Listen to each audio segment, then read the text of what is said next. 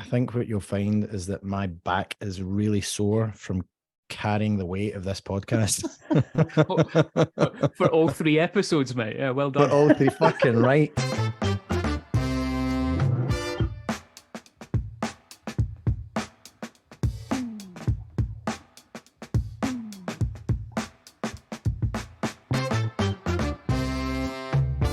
Hello, everyone, and welcome back to your weekly dose of Not Another Whiskey podcast. As always, Nicholas Palaki is here, fully road tested as the new co-host in one of the world's leading podcasts. I just made that fact up. My name is Mitch Beshard, and we're going to be leading you through a 30 minutes with the amazing Charlotte Coyle, brand ambassador for Benriach single malt Scotch whiskey. I'm super excited to talk about this brand because it's constantly in my top 5s for single malts when it comes to Scotch, and a brand that I kind of recently, I suppose I found it or re-engaged with it, let's say, over lockdown. So I've been a huge fan for a while, so really excited to chat about this today. Nicholas, you a fan? I am. I'm a huge fan of this whiskey. I was lucky enough, believe it or not, one of the best whiskey trips I think I've ever had. Back in Scotland when I moved out of the States, I went with Sam Simmons, and we went to visit the floor maltings at Benriach. Obviously, nice. Billy Walker is a Dumbarton boy like myself, so I had an affinity already to coming on site and seeing it, but to have working on Balvenie and then going to see another floor maltings and see the processes there was incredible. But the hospitality that we received was amazing, and I had been it was like a baptism of fire for me. When I came back, and I remember drinking Benriach's 16-year-old Sauterne cask and just thinking it was, and still is, one of the best whiskies I've ever had in my life. So Charlotte, delighted to have you on as a guest to tell us everything about your amazing whiskey that you're custodian of. But before we get there, we want to just hear a little bit about yourself and what all the things that you do for Benriach. And on behalf of every American, before we get there, can I just say I want to apologize for the amount of times that you've heard the phrase Benriach? So I heard Benriach quite a lot. I also heard Benriach, which is like the love there is aggressive for Benriach. But yeah, thank you for having me. Long time listener, first time caller. So this is very exciting for me. So I'm Charlotte. If you can't tell by my accent, I'm from Liverpool originally, but I live up in Newcastle now, so I'm not too far from Scotland, which is always nice to be as close to Scotland as possible. But yeah, I've been working for Brown-Forman for about 4 years. I originally started on the Woodford Reserve team, so I have kind of background as American whiskey. But before that, I was a bartender for probably about 8 years. So I can make a drink as well as drinking whiskey neat, which is always good. And then I've looked after Benriach now for about 2 years. It'll be 2 years for me in April. So I look after the whole of the UK. I travel a lot up to Scotland, spend a lot of time in London and Birmingham as well. But I also look after Glendronach and Glenglasser as well. So a huge heap of kind of historical, amazing distilleries that I get to look after and drink and talk about every day. That's an amazing portfolio of whiskies as well. I'm kind of jealous that you just have them pretty much on tap. No, like I said, I'm a big fan, and I was actually up at the distillery the other day because it's just up the road from me. I think it's about 15 minutes from where I live. So yeah, hanging out there is it's always good and bad, because I always go there and then I tend to walk out with about 2 or 3 bottles, it's good to visit there, but bad for my bank account. I was going to say, I bet it is, because they've always got something interesting up there as well that I'm always like, ooh, do I have that already? No, okay, yeah. I'll take it. You've twisted my arm. Charlotte, I know it's like when you're a brand ambassador, it's okay because you can put that on your corporate card and get away with it. I don't have that anymore, so that kind of sucks, you know. But let's secrets. I love the history of Benriach. Let's chat about that to kind of kick this off. I mean, it's such a crazy sort of history. You have the whole Patterson crash coming into it. It closes its door for probably the longest period of time out of any distillery in Scotland, right? Yeah, it's about 65, 66 years. So they shut down. So Benriach opened in 1898. And then they very shortly closed down, kind of 1900s with the Patterson crash, as you mentioned. And then they didn't reopen until 1965. So that was a really huge gap. I wonder if you know the story about the Patterson brothers, which I tell everyone that I know because I think it's hilarious and also a bit sad, is that one of their kind of marketing schemes was to buy 400 parrots. Do you know this story? They bought 400 parrots and trained them to say, buy Patterson's whiskey. And that was their whole marketing ploy, was just to give that to people and hope that the parrot worked. That's amazing. Getting more sales. It's like taking your entire sales and marketing budget to Vegas and putting it all on black and be like, we're going to double our numbers today, boys. It's wild. It's like 400 as well. Like that is a real commitment to the cause. I think I read a statistic once with them, and they were spending something ridiculous, like in today's money, it was about £10 million a month on marketing of whiskey. And obviously that came back and bit them in the arse because they went bankrupt. And I was chatting to my wife about this story the other day because she didn't know about the whole Patterson crash because she's not a total whiskey geek like me. But, you know, it is kind of crazy that I suppose these distilleries at the time were lured into giving them their stock as well, right? And saying, oh yeah, it's no problem. We're going to pay you guys back. Don't worry about it. Yeah, and it feels like it must have been pretty a manipulative situation in order to get so much from, and to have such devastation on the Scotch whisky industry. It's if I think about it too long, I could get really angry about it, but I feel like I need to kind of, it's been a long time, I probably need to let it go. Yeah, they were the Bernie Madoffs of the whiskey world, right? And they were just a complete whiskey Ponzi scheme that was destined to devastate, and it did. Like, it was really, like you said, it's, if you think about it, for that time, and I'm sure there was plenty of people that were angry and upset about it, but it helped reshape, you know, and lessons learned. No more parrots, thankfully, in the whiskey business. Yeah, 2023, no more parrots. So we've made it. We've definitely improved on the 1900s, I think. But yeah, so during that kind of 65, 66 year period, the reason that Benriach was kind of able to stay in shape and theory as a distillery was because they floor malted for basically everyone in the area. So Mitch, you'll know, as you've been up there a couple of times, and Nick, you will know as well, that we are kind of just over the road from Longmorn, which is owned by Pernod Ricard now in their kind of secret Speyside series, which is really delicious. But we are just over a little pig farm from them. So you kind of look over the picturesque pigs and there's Longmorn in the background. So we used to, John Duff, who owned Benriach, he used to own Glenlossie, Longmorn, and I think he maybe added a couple of others into his kind of repertoire, but there was a train that basically went to between those three, and whatever was floor malted on the Benriach site would kind of get past to Longmorn and get past to Glenlossie. And that's basically how Benriach was able to not keep running per se, but kind of keep the momentum up and then eventually reopen. I've chatted to those pigs before.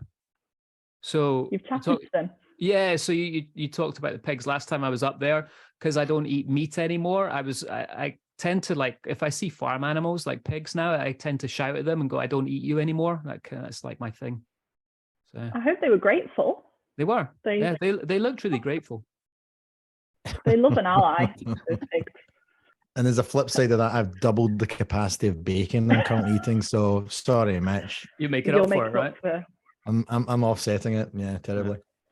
So going back. Let's go back to the history quickly. So it opens up, and then it is Billy Walker, as Nicholas mentioned earlier, comes into play, and then you guys take it over. Remind me on what year that was. So Billy Walker took over in 2004, if I remember correctly, and then Brown Forman purchased it in 2015. So we had then Rachel Barry come on board in 2016, 2017. And then obviously we rebranded 2 years ago. So, I mean, there's quite a lot of history there in a really short space of time, a lot of changing hands and, you know, all that interesting stuff that happens so often in Scotch, I suppose. I think that's what's really interesting about this distillery is it's a great example of, being mothballed, being brought back to like this kind of, phoenix from the flames coming back to life under new ownership. Billy Walker brought all the brands actually that you represent to the forefront and really reminded people. I think what they did at that time is remind people about how good the whiskey is from those distilleries. For sure. And I think that's something that, it basically makes my job a lot easier because this kind of DNA and the fingerprint of what each of those whiskies are from each distillery. I think that you can, whatever expression you try from whichever of the three distilleries, the DNA of that spirit is all the way through every single one. Like I can taste the Benriach 16 and I can taste the Benriach 12 and the original 10, and I can still taste that kind of that blueprint of what's in the new make. And I think it's such an amazing thing to be able to kind of work with casks that are obviously going to imprint so much of their kind of flavors and their aromas into a whiskey, but also retain what it is originally, if that makes sense. I just think it's no mean feat to achieve.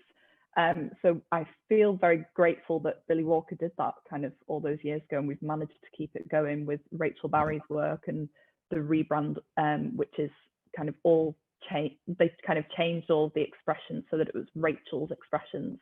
And I think that's a really lovely part of the heritage that they've managed to keep alive.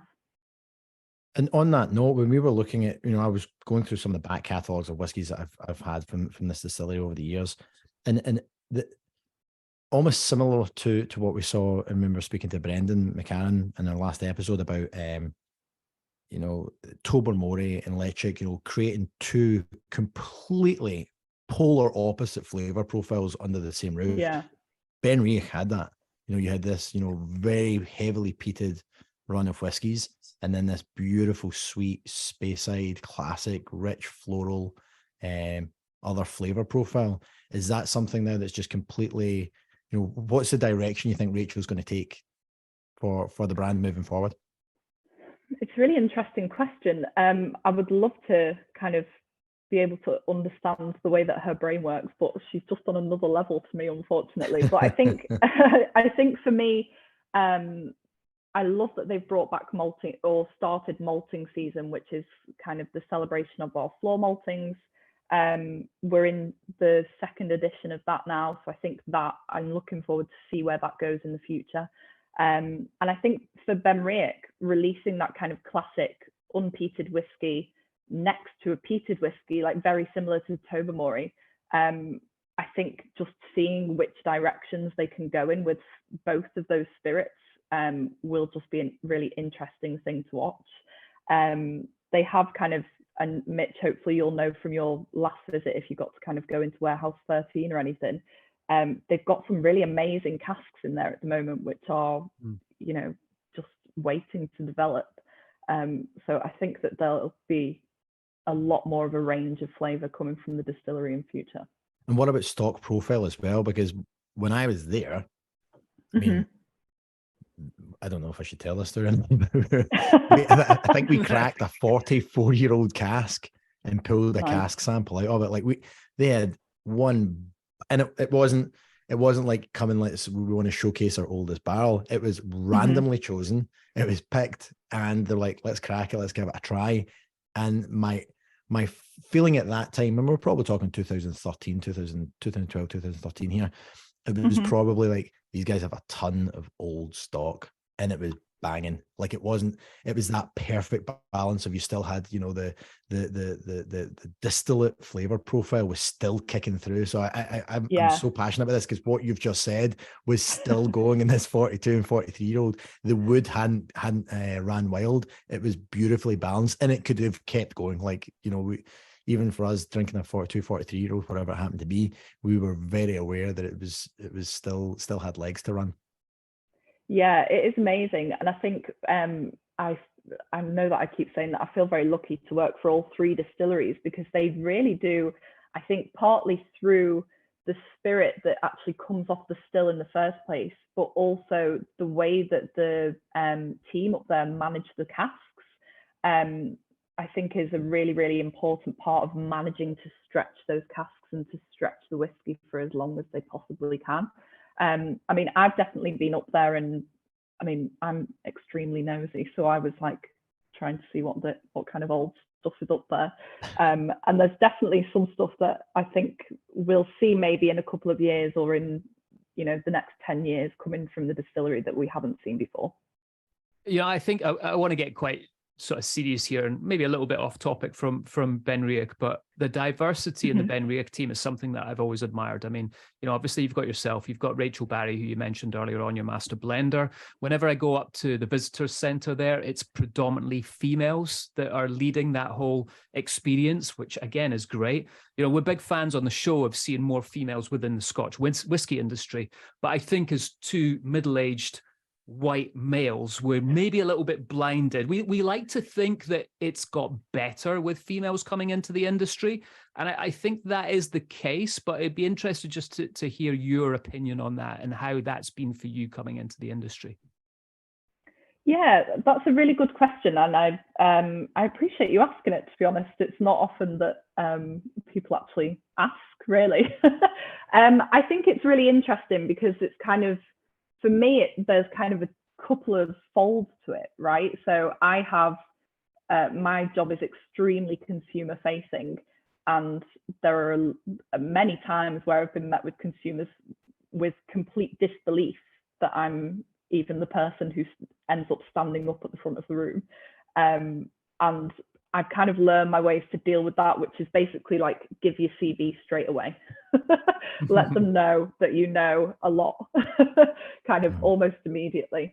And then that kind of settles down. And obviously you meet people who are kind of vaguely angry that you're there, which is always an interesting situation to be in, and definitely something that I would say to someone who is coming into this industry who is met with that. You kind of have to have absolute blind, arrogant belief in yourself when you're in that situation.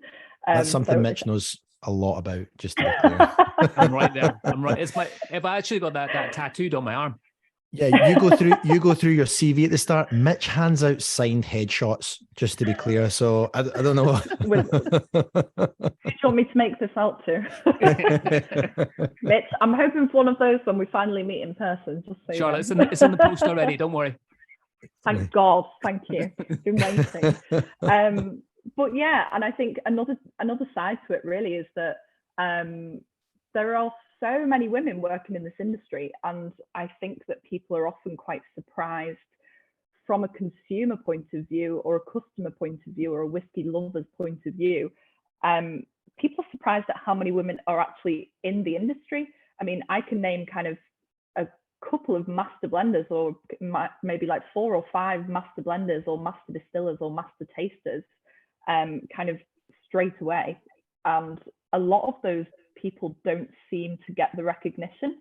And lots of people who, I mean, we know, because we kind of live and breathe this industry, we know kind of where women are working and what they're creating. But a lot of consumers don't seem to, maybe, I don't want to say they don't delve that far into a brand itself, but I think that we definitely need to do a better job about shouting about the diversity that actually already exists here. And all of those women are really incredible. I mean, the amount of times that people will come over to me and say, women have much better palates, don't they, scientifically, than men? And I'm like, thanks so much. Thank you. and you get to work with one of the leaders in that, you know, Dr. Rachel Barry. Give her a full title that she's well earned and deserves fully. You know, she is a champion of liquid. Like, I think that's the thing. You know, it doesn't. You know, we've had other people on the podcast in the past who've talked about this subject matter, and I think that what's interesting is, you know, to focus on, this is the thing that we all have in common. We all love whiskey. Like, it's easy to pick out what you don't have in common, especially this day and age, you know. But I think to focus on what we do have in common, which is we all love whiskey. And the women who are championing these brands are making absolute rock star whiskies. Yeah, for sure. And I mean, Rachel is incredible. I've been kind of lucky enough to sit next to dinner with her a couple of times. And, you know, I remember once my food just went completely cold because I was just like, just kind of asking her endless questions, really starstruck. And she's amazing as well. I know that she does a mentor scheme with Our Whiskey, which is Becky Paskin's kind of venture into making sure that whiskey is kind of equal and equitable for women and men. And then I know that Rachel is also training kind of her assistant master blender, Kirsten, who is also absolutely incredible. And I think we're going to see some big things from her in the future. If she's learning under Rachel Barry, then I don't even think I need to explain her even further. That's a great mentor to have for sure. So Charlotte, I want to move back onto the brand a little bit. You kindly sent me this bottle of Benriach 16. Nicholas, you haven't got your bottle yet. They're actually only joking. Mine they're not going to send you one. Come on. This is going to be it, isn't it? Just me watching Mitch drink really, really nice whiskies that people keep sending. It's not even like I'm somewhere far afield. I live in the northeast of the United States. Weirdly, herein lies our problem, because Benriach 16 was relaunched in the UK in November, and they are just about to launch it in the US. So I tried really hard to get you a bottle sent, and I tried to pull many strings, but and I was kind of just told, let's just see. So I'll settle for the signed headshot. Don't worry. I'll settle for the signed headshot. Here's the next best thing, Nicholas. I'm just going to open this up and I'll just pour it, and you can watch me do that and drink it. Lovely. How does that sound? Cool. But I got sent this on, I can't remember when it was. It was like last week, and I opened this up a couple of nights ago, and I was blown away with it. I think, Nicholas, I sent you my tasting notes for it. Do you know what it reminds me of? It's a little bit Glenfiddich 15 style. And that's not a bad thing, because that's one of my go-to drams. The difference I get is that you guys you've managed to get this sort of creamy butteriness, and there's a lot more nuttiness that comes through on it as well, which I find absolutely incredible. What we're looking at, I think 43% with this one, right? Yeah, so I really love that they've done that, actually. So if you look at kind of the core range at Benriach, you have the original 10, which sits at 43%. You have the Smoky 10, the 12, and the Smoky 12, which all sit at 46. And then with the 16, they've brought it back down to 43, which I think is a really, really nice touch. I just love 43% whiskies. I don't know what it is about them. I just think super approachable, nice and chilled. And for me, that 16 just really sings at that. I find that kind of, we were talking about how well Benriach does with those kind of longer age statements. And for me, when you kind of get to 16, 21, 25, and 30, which are the kind of rest of the core range, when we get to kind of that super premium level, when you get to the 16, there kind of comes through for me a little bit more of a spice. It's almost like cinnamon, kind of really heavy cinnamon. It's a little bit drier. So for me, I'm really glad that they brought it from 40. They could have gone for 46, but they brought it to 43 because I think it just balances it out really well. Yeah. Triple cask matured. What's the maturation journey for this whiskey? So it's ex-bourbon, virgin oak, and ex-sherry cask. So it's basically it's very, very similar to the original 10. If you've had the original 10, there is also a trace amount of peat in it, which I just love. And when that comes through in one of the Benriachs, it's like a Rachel Barry kind of, for me, almost like a Benriach signature move, is to just add that tiny, tiny little bit of peat into it. It's interesting because I didn't get that the other night. I'm getting it today. I'm also getting a lot of honeyed sweetness in there today, which I didn't get the other night. So for me, like the honey is really, really quintessentially a Benriach flavour note for me. For me, it's all about kind of there is a really lovely kind of buttery pastry note to all of the especially in those younger ages, like buttery pastry. And then for me, the 10s and the 12s are kind of all about apples and pears, but when you get up to the 16, for me it turns into almost like apricots and peaches, but almost like apricot jam rather than fresh. Nicholas, this is so good. Fuck off.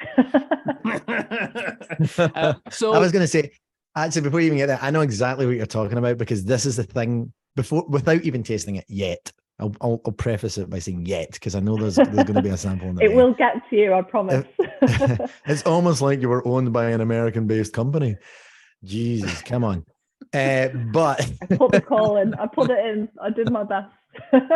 always loved about Benriach is the mouthfeel. So that kind of creamy, like what you're saying, that kind of butter pastry, but that Mitch, you were talking about kind of creamy mouthfeel, and that to me, that oiliness, that viscosity, it coats the palate. It gives you like just a banging amount of flavor, and it's a killer product. It is. It's really beautiful, and that kind of touch of peat will, I suppose, elevate all of those honey notes. And Mitch, you're right. I meet so many people that sometimes we'll be able to pick up the peat, sometimes won't. For me, it really depends on everything, the temperature in the room, the temperature of the whiskey, what glass I'm in, what mood I'm in as well, probably. No, I agree with you 100%. I think this is so subtle. I mean, what are we talking parts per million here? It must be very low. So the peat that we use across all of the Benriach, anything that has peat in it, sits at about 45 ppm. And it will just depend, obviously, in the ratios that Rachel is adding it in. Obviously, if it's trace, it's going to be much, much lower. Yeah. But because we're using that Highland peat, we could talk about it in terms of it being a bit more of a sweeter smoke. It's just a little bit more subtle, I think, and it's much more gentle on the palate rather than something that's kind of this kind of big peaty number. They're using it like a seasoning almost, aren't they? Just like salt and pepper over the top, rather than this is the driving force of the flavor profile. Exactly. Like, it's really clever. For me, it's all like salt and pepper, like using bitters in a cocktail. It's just kind of that little sprinkling of all the way through. Right, Charlotte, let's get into our quick fire question round. You ready for this? I think so. Yeah. So we're coming to the end of our 30 minutes here, so we need to do this punchy. Right, if you go into a bar and they had no whiskey behind it, what would you order? I would probably order a gin and soda with lime, or a very, very dry white wine. There you go. You can have a dram with one celebrity, dead or alive. Who would it be? Oh, God. Excluding myself and Mitch. Dead or alive. Oh my God, that's so difficult. I've got Rihanna on the brain because of the Super Bowl last night, but it wouldn't be her. Yeah, go Chiefs. Whoop. For those of you that, spoiler alert, field goal with 8 seconds to go, get it right round you, Philly. Only joking. Sorry, Philly. Thanks for tuning in. Not anymore. Oh God, that's the hardest question, I think, ever. Rihanna's a good one. I'm probably going to go Harry Styles. Sorry. Good one. I'm not just sorry. Picked up a load of awards, so yeah. And you're walking down the road and someone stops you. They've been to one of your tastings and they start fangirling you. What do you do? Say thank you very much. And in my head, my kind of more extravagant persona would probably be like, do you want to catch a beer? But really, I would probably get really, really shy and edge away from them. What is your favourite Benriach whiskey cocktail? I really am a highball girl. So I would probably say, my favourite highball, now that we're kind of coming into spring, is probably, probably if I'm going highball, I'd go original 10, a tiny, tiny bit of peach liqueur and ginger ale. Or I would do 12, Benriach 12 in a Boulevardier. Nice. I don't know if you noticed halfway through, then I went, ooh, because I remembered the Boulevardier existed. Yeah. Well, that's what you do as an ambassador, right? You're always out and about and drinking loads of different cocktails. So I get it. Exactly. Top moment in the job so far? Probably doing a whiskey tasting at the whiskey show last year. That was really, really fun. I had only I think we had 6 drams and I had only tasted one of them. And because I don't know what it is, I really love the challenge of doing a tasting when I have not tasted many of the samples at all. I managed to do that like twice in a week last year, and it was tough, but it was really fun. Very cool. We're going to transport you back to a bar in the 1980s. You have 2 choices to pick from the menu. Do you try a pina colada or Sex on the Beach? Sex on the Beach. I'm not into a coconut cream pineapple situation. Well played. Brilliant. Well, great job on answering those questions. You answered them really well. Charlotte, that brings us to the end of the 30 minutes with. It's been an absolute pleasure having you on the show. Thank you so much for coming on. I know you're super busy. And thank you also for listening to it. So we really appreciate that. And everyone else that's listening in right now. Absolutely. Yeah. Thanks again, Charlotte. Thank you so much for having me. It's been a pleasure.